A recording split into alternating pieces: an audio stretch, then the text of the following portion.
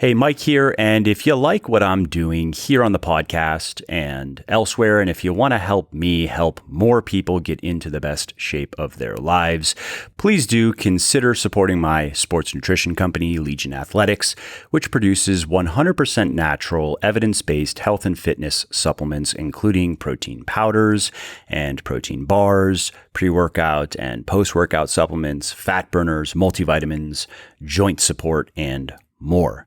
Head over to www.legionathletics, that's Legion athletics.com now to check it out.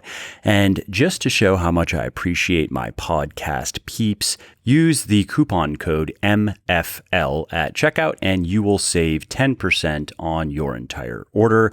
And it'll ship free if you are anywhere in the United States. And if you're not, it'll ship free if your order is over $100. So again, if you appreciate my work and if you want to see more of it, please do consider supporting me so I can keep doing what I love, like producing podcasts like this. Take this supplement and you are going to be able to train harder and you're going to be able to gain more muscle and strength and you're going to get the body you want faster. The pitch sounds alluring, familiar, of course. It's how many pre-workout supplements and post-workout supplements and muscle building supplements and others are sold, of course. And these days, many of the most popular pre-workout supplements in particular contain beta-alanine and spotlight it as a key component. According to their product labels, beta-alanine increases strength, power, and endurance during strength training, sprinting, and most sports. And it also appears to directly increase muscle gain, not unlike creatine. Not in the same way, but a similar effect. On the other hand, though, there are skeptics who claim that while beta-alanine may help with sports that involve a lot of sprinting, like soccer, football, and basketball, it will not help you perform better in your strength workouts, and it will not help you gain muscle faster. Plus, these people warn that there aren't enough studies to prove that beta-alanine is safe. Who is right here? Well, the short answer is beta-alanine can indeed help squeeze out a few more sets and reps in your workouts, and it will almost certainly help you perform better in your HIIT workouts if you're doing very high intensity stuff, but it probably is not going to directly increase your strength, although it may indeed be able to directly increase muscle gain. And that's what we are going to break down in today's podcast. I'm Mike Matthews. This is Muscle for Life, and in this episode, you're going to learn what beta-alanine is, what the benefits and side effects of beta-alanine are, how much beta-alanine you need to take to see results, the best beta-alanine supplements out there, and more. So let's start at the top. What is beta-alanine? Simply put, it is a non-essential amino acid. So what that means is beta-alanine is not a necessary part of the human diet because our bodies can create it from other amino acids that we get through food. Now, these amino acids that the body cannot create are known as essential amino acids, and they must be obtained directly through the diet. Now, your body primarily uses beta-alanine to form a compound molecule called carnosine, which is then stored in your muscles in your brain. And it does this by combining the beta-alanine with an essential amino acid known as L-histidine. And one of carnosine's roles in our muscles relates to the regulation of acidity levels. You see, when a muscle contracts repeatedly, it becomes more and more acidic, and this in turn impairs its ability to continue contracting until eventually it can no longer contract at all. And this is one of the ways that muscles become fatigued. Now, carnosine counteracts this by reducing muscle acidity, thereby increasing the amount of work the muscles can do before they become fatigued and before you have to quit. And this is one of the main reasons people supplement with beta-alanine. You see, there are many ways a muscle can fatigue during a workout, and increased acidity is a big one. By reducing it, you can then significantly enhance your performance. And beta-alanine is popular because it gets converted into carnosine in the body, which then accumulates in the muscles, which then reduces acidity and increases your ability to continue doing work before crapping out. Now, this mechanism, whereby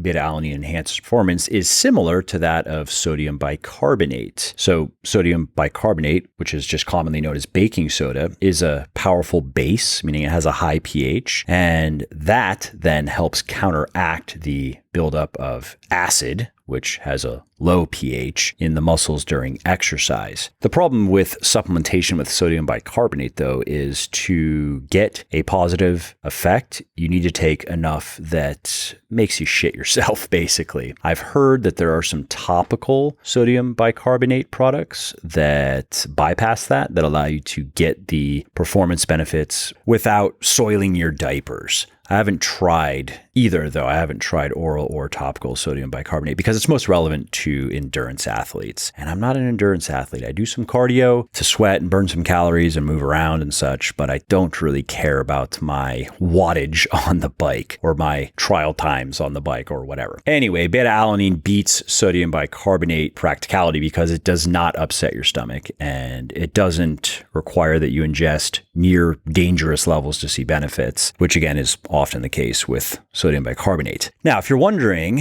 why you can't just supplement with carnosine directly, it's because when consumed, carnosine doesn't make its way into your muscles intact. Instead, it gets broken down into its constituent parts, beta-alanine and L-histidine, which then must be reconstituted back into carnosine. And of course, you are not going to get as much carnosine in the end because there are losses and inefficiencies along the way. Furthermore, our bodies have plenty of free L-histidine available to create carnosine. What they're lacking, though, is that beta-alanine that they need. And that's why we supplement with just beta-alanine and not carnosine, or beta-alanine and L-histidine separately. Now let's talk about benefits of beta-alanine supplementation. Its major benefits lie in improving muscle endurance and possibly body composition as well. It is thought to have some potential health benefits, but the research is so preliminary at the moment that we'll just leave it as a maybe that might pan out. But let's talk about what we know. Let's start with muscle endurance. So in terms of improving muscle endurance, beta-alanine is clearly beneficial, but like all supplements, it is not a miracle molecule by any stretch of the imagination. One of the best pieces of evidence in favor of beta-alanine is a meta-analysis that was conducted by scientists at Nottingham Trent University and published in 2012. And in this study, the scientists combed through 15 placebo-controlled, double-blinded studies published over the previous 6 years. So what they did is they found and reviewed the cream of the crop as far as studies on the performance-enhancing effects of beta-alanine. And when taken together, those studies showed that beta-alanine supplementation did indeed result in a minor but statistically significant improvement in muscle endurance when the exercise duration was between 1 to 4 minutes, which is the duration that you see maybe in supersetting exercises or drop setting or giant setting or cluster setting, all the different ways you can string your sets out. You see that in CrossFit style workouts and the like. Now, it's worth mentioning that beta-alanine had almost no effect on exercise that was lasting less than a minute and tended to improve exercise performance when the exercising was going on for more than 4 minutes, but only by a small, statistically insignificant degree. So what we know then is beta-alanine is not particularly helpful with relatively short or relatively long bouts of exercise. And this is why many weightlifters like to take beta-alanine and creatine, because creatine notably improves performance in that sub 60 second realm and slightly improves performance in that middle 60 to 240 second realm where beta-alanine can help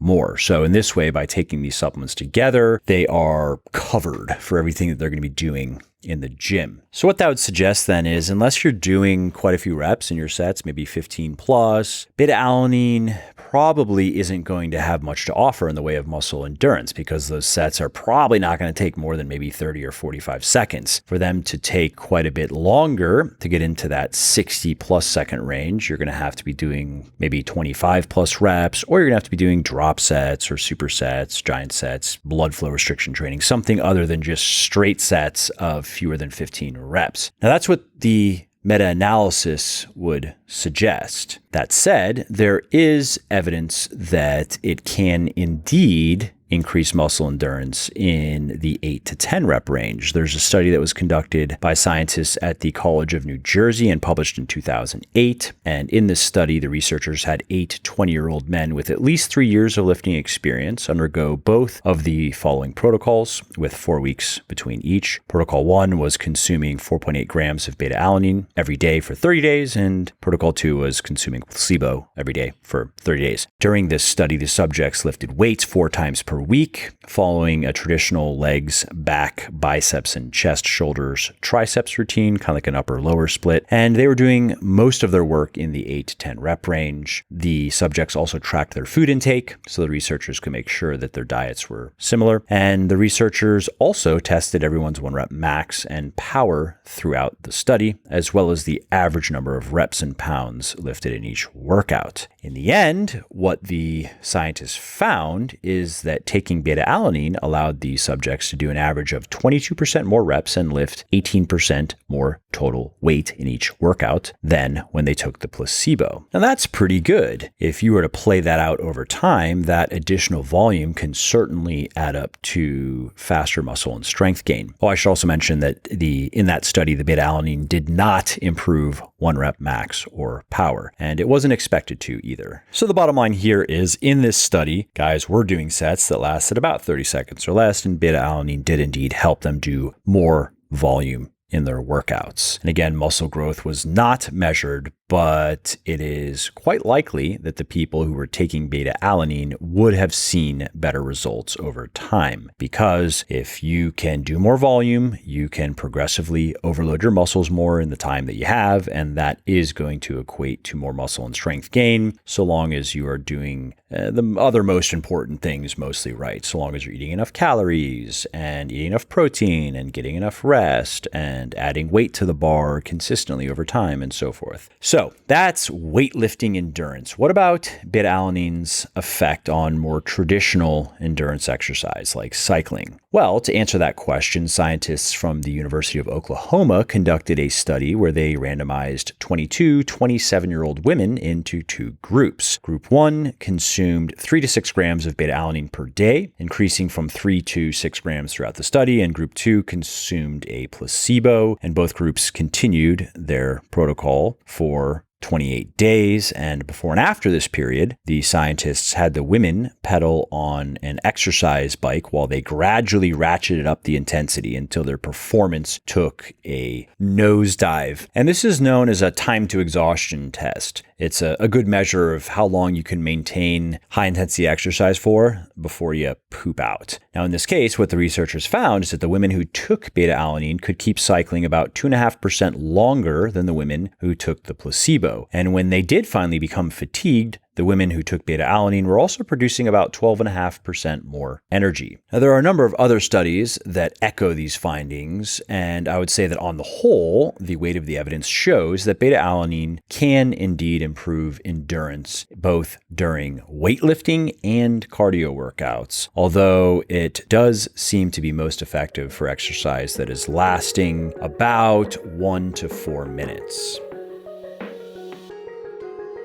Hey, quickly, before we carry on, if you are liking my podcast, would you please help spread the word about it? Because no amount of marketing or advertising gimmicks can match the power of word of mouth.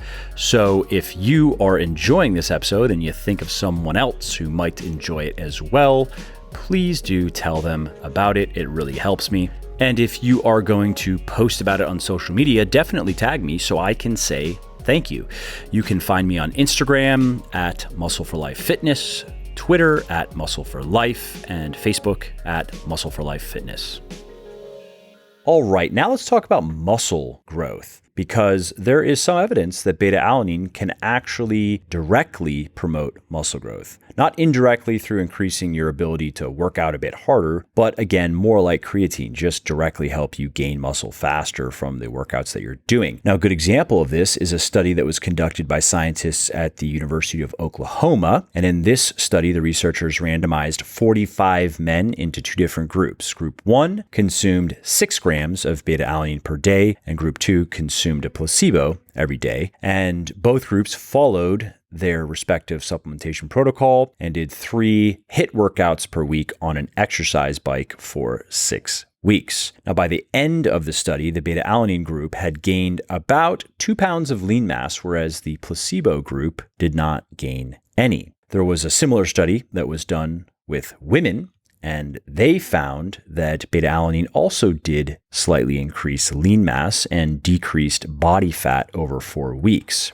Several other studies have shown that even when performance between groups is controlled, so even when you make sure that each group does the same amount of work, the people supplementing with beta-alanine generally gain more muscle. And scientists don't even know why that is exactly, because you have these people following the same types of diets and doing the same workout programs, which include resistance training programs, not just HIIT. The people who are supplementing with beta-alanine gain more muscle than those who don't. And it doesn't appear to just be a byproduct of improved workout performance either. I'm sure further research will help shed light on how this works exactly, but it has been replicated several times. So it is a thing. Now let's talk about dosing. What's the clinically effective dose of beta-alanine? And this is very important because when somebody says that a supplement is backed by science, that doesn't just mean that there's scientific research showing that it is effective. For a supplement to fully have science on its side, not only must the ingredient be proven effective in well-designed, well-executed, and peer-reviewed research, the doses that are used in the studies must be found in the products because those are the clinically effective doses. So it's not enough to know that beta-alanine can improve your performance and help you gain muscle faster. You got to know how much you need to get the benefits. And the amount of beta-alanine that has been used in clinical studies showing its benefits ranges from about 2.4 to 4.8 grams. And when you look at the data, 2.4 grams is generally sufficient to produce a significant increase in performance. And sometimes 4.8 grams produced marginally better results. And something to keep in mind when you see high doses like that is often the higher dose is used as a way to just make sure that the results are going to be as large as possible in clinical research, not necessarily because that's what the average gym goer should be taking. And so that's why I would say going somewhere in the middle is most reasonable. Around, let's say 3.6 to maybe 3.8 grams of beta-alanine per day should be more than enough to get most, if not all, of the benefits that it has to offer. And like creatine, beta-alanine also does seem to benefit from a loading phase. Not that you have to do that. It just allows you to accumulate it faster in your body, allows you to build up those carnosine stores faster in the muscles. And in case you're not familiar with creatine loading or beta-alanine loading, so the standard dosage of creatine is 5 grams per day. You can take up to 15 to 20 grams per day if you're new to it for the first few weeks or so and just see the benefits faster. You don't have to. In the grand scheme of things, it doesn't matter. If you are going to be supplementing with creatine, which you should be if you are into weightlifting, you're going to be taking it for the long haul and you're going to be taking 5 grams a day. So does it really matter if you load up for the first couple of weeks to see its benefits a little bit faster? But if you want to, if you don't mind the added expense, you can. And I should mention that sometimes loading creatine upsets people's stomachs. So I generally say don't bother, just take 5 grams a day. And with beta-alanine, similarly, you could take more than just the 3.6 grams per day for the first couple of weeks to see its benefits a bit faster. But you're going to have a lot of tingles if you do, and we'll be talking about that in a few minutes. So first, though, let's talk about timing. When should you take beta-alanine? Many people think that you should take it before a workout because it is often included in pre-workout supplements, but you don't need to. It's similar to creatine in that beta-alanine's effects are cumulative in nature. It actually takes several weeks for it to significantly increase carnosine levels in your muscles enough to improve your performance. And this is why studies in which people take beta-alanine in small doses throughout the day show similar benefits to studies where people take beta-alanine immediately before their workout in a larger dose. So the point here is so long as you get enough of the clinically effective dose every day, it doesn't matter when you take your beta-alanine. Now, as far as bottom line results, like what can you expect really from it? A few things. You can expect a slight increase in the amount of volume that you're able to do in your weightlifting workouts. You can expect a slight increase in the amount of work that you're able to do when supersetting exercises or doing similar long drawn out sets, whether it's high rep or fancy rep schemes. And you can also expect a slight increase in muscle growth over time, although it doesn't appear to be as noticeable as creatine in this regard. And if that doesn't sound all that sexy to you, I understand, but I'm just calling it like it is. Remember, supplements are supplementary by definition. No supplement individually is a game changer. But if you combine enough natural supplements that do give you, let's say, a 3, 4, 5% increase in one important metric or another, but if you stack a few of those, and now you're at 15 or 20% more effective workouts or 15 or 20% more muscle gain over time, that's actually something. You don't need it. You'll get there anyway without the supplements, but with the supplements, you will get there faster. And I should add, more enjoyably, because getting there faster is more enjoyable and being able to do a bit more work in your workouts is more enjoyable. So there's something to be said for that element of supplementation as well. But remember, you need to know how to eat right. You got to train hard. Those are the main things. You got to make sure you're getting enough rest and recovery. Supplementation comes after all that. All right, now let's talk about beta-alanine tingles, because if you aren't expecting this, it can be alarming, especially if you're taking a large dose, because about 15 minutes or so after taking beta-alanine, you're going to feel a kind of pins and needles itch in your skin. It's going to be in your face and other areas of your body, maybe even your butthole. Yes, some people report a tingling butthole when they take beta-alanine. And it's harmless. You should know that. The technical term for it is paresthesia, and it's generally just referred to as the tingles or the tingling. And research shows that there is nothing to be concerned. It's perfectly normal. And the reason it occurs is because beta-alanine is also a neurotransmitter, and it can bind to nerve cells. And there's one type of nerve cell that's only found in your skin, and it happens to be very sensitive to beta-alanine. So when you take a large dose of beta-alanine, this cell, of course, many of these cells, this type of cell is activated and it produces that tingling feeling for, 30 minutes or so. Some people say that they get the tingles for up to 60 minutes, but that's very uncommon. I'd say 15 to 30 minutes is the huge. And you should also know, though, that this effect does decrease after a couple of weeks of using beta-alanine, but it rarely goes away entirely. And if you don't get the tingles, don't worry. That doesn't necessarily mean that the beta-alanine isn't working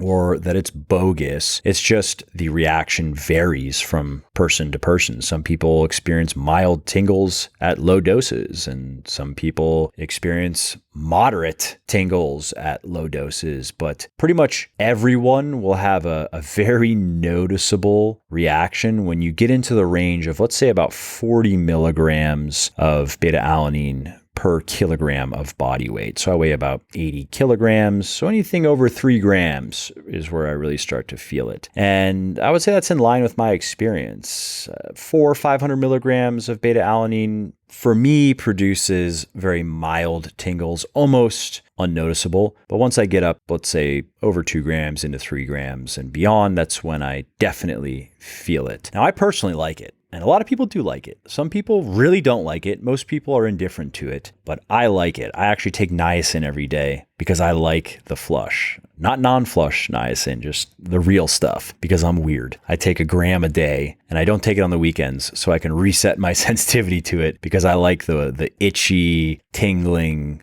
flush that you get from niacin. It's also good for your cholesterol levels. But I'm not alone in my tingle fetish. In fact, if you're new to beta-alanine and if you've never tried flush niacin, you might be one of us too.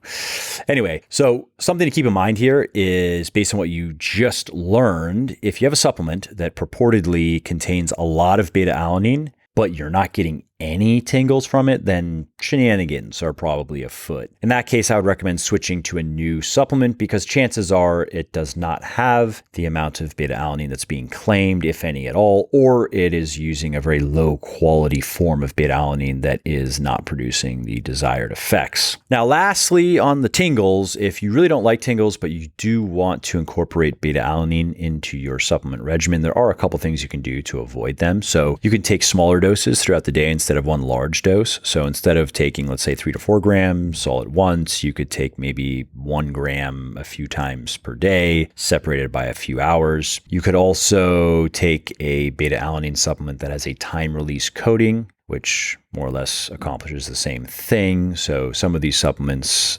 they put the beta-alanine in capsules that dissolve slowly, which can completely eliminate tingles. You're going to pay a premium for that though, and you're not going to find that in most pre-workout supplements. And you can also take beta-alanine with food. So if you do that, you have a similar effect to the time-release capsules, because when you take the beta-alanine with food, it slows down the absorption of it and it prevents blood levels from rising high enough to tickle your nerves. Oh, and I'm also often asked that if you feel the tingles wear off before you hit the gym, are you still getting benefits? And the answer is yes. Beta-alanine is not like caffeine in that once caffeine's effects wear off, once it's been a couple hours, you are not going to see any performance enhancement in your workout. In beta-alanine's case, again, it doesn't really matter when you have it. It's just having it every day is going to positively impact your training. Let's talk side effects. Does beta-alanine have any side effects? Well, the good news here is, aside from the tingles, there are no other known side effect to beta-alanine. But there's one thing that should be noted. Beta-alanine is transported into cells by the same protein as the amino acid taurine. So in a way, these two amino acids compete for uptake into cells. Theoretically, then, too much beta-alanine in your body could inhibit the availability of taurine, at least to some degree. And when we look at the research on the standard clinically effective dose that we discussed earlier, 3 to 4 grams per day, there isn't any real reason to believe that this is going to result in any meaningful loss of intracellular taurine, but it does mean that it's probably not a good idea to take super doses of beta-alanine every day. I've seen anecdotal accounts of Olympic weightlifters who did this and suffered from severe muscle cramping as a result, which is a side effect of taurine depletion. On the other hand, though, cramps can be caused by many other things, so maybe it wasn't that. Bottom line, though, is if you just stick with a daily intake of around 3 to 4 grams, you will be fine. And if you do happen to notice any muscle cramping after you start your beta-alanine supplementation, you can reduce the dosage, or you can add taurine to your regimen. Just 1 to 2 grams per day of taurine is sufficient. It's cheap. You can just buy it in bulk and put it in your beta-alanine, put it in your pre-workout. All right, now let's talk about specific products, the best beta-alanine supplements. And mostly this means talking pre-workouts, right? Because just about every pre-workout these days has beta-alanine. But you need to look at the supplement facts panel, because if a pre-workout supplement contains less than 2, I would say even 2.5 grams, but the bottom would be 2 per serving, do not buy it. That is straight underdosed. You want to see 2 to 5 grams, and I would really say closer to 4 is probably best, 3 to 4 grams. You get up to 5, and that's unnecessarily high. You're not going to get more benefits from 5 grams than, let's say, 3.5 grams, but you are going to get more tingles. And I know this firsthand because my pre-workout Pulse once had 4.8 grams of beta-alanine per serving, and we would hear often from people who did not like the amount of tingles that they were getting. And so we actually reduced it to 3.6 grams per serving, because after taking another look at the literature, we concluded that 4.8 grams per serving is really just not necessary. And we stopped hearing so many complaints about the tingles, because that 1.2 gram difference per serving really does make a noticeable difference in the tingles. Another thing to keep in mind when you're choosing a pre-workout is something I already mentioned, but I'm just going to say it again, is if a supplement claims to contain a good clinically effective dose of beta-alanine in the range of 2 to 5 grams, ideally 3 to 4 grams, but you don't get any tingles when you take it, switch to something else. You don't have to use my pre-workout, but please just do something else, even if you just concoct your own home brew with bulk powders, for example, because that product probably does not have as much beta-alanine as the company's claiming, or it has some cheap, low-quality Chinese beta-alanine that does not work. I get contacted all the time by raw ingredient suppliers from China in particular. And if I didn't care about the quality of my products, I could drastically increase my supplement company Legion's margins if I just didn't care. So for example, my whey isolate, which is called Whey Plus, it costs me about $19 a bottle when it's all said and done, landed to produce.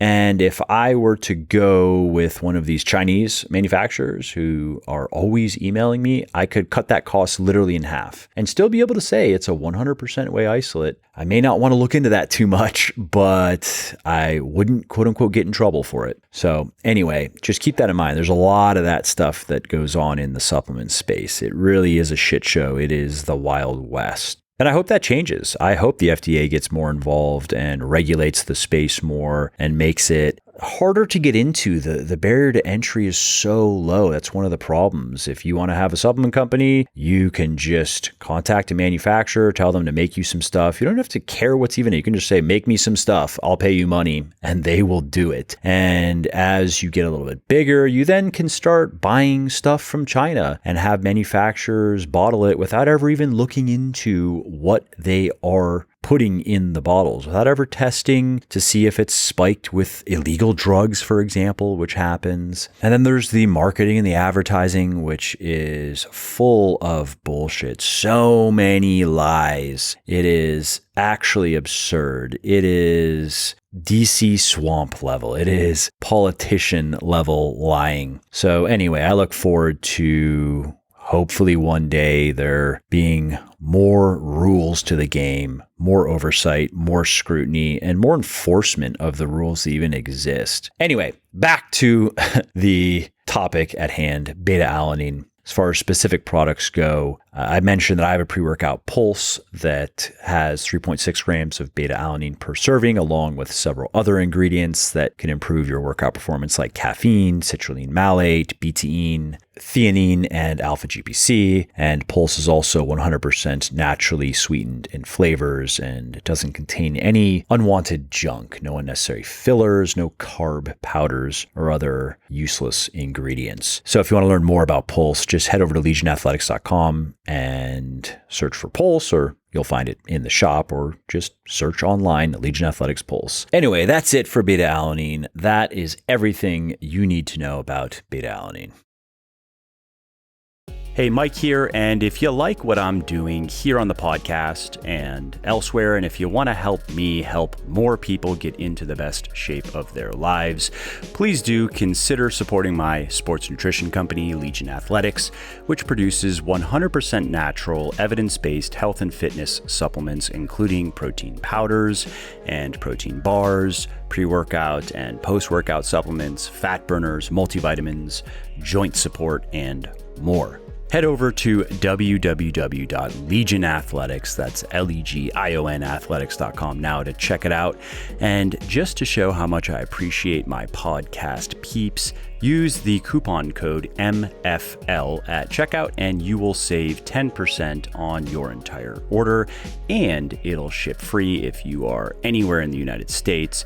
And if you're not, it'll ship free if your order is over $100. So again, if you appreciate my work and if you want to see more of it, please do consider supporting me so I can keep doing what I love, like producing podcasts like this. All right, well, that's it for today's episode. I hope you found it interesting and helpful. And if you did, and you don't mind doing me a favor, could you please leave a quick review for the podcast on iTunes or wherever you are listening from? Because those reviews not only convince people that they should check out the show, they also increase the search visibility and help more people find their way to me and to the podcast and learn how to build their best body ever as well. And of course, if you want to be notified when the next episode goes live, then simply subscribe to the podcast in whatever app you're using to listen, and you will not miss out on any of the new stuff that I have coming. And last, if you didn't like something about the show, then definitely shoot me an email at mike@muscleforlife.com and share your thoughts. Let me know how you think I could do this better. I read every email myself, and I'm always looking for constructive feedback. All right, thanks again for listening to this episode, and I hope to hear from you soon.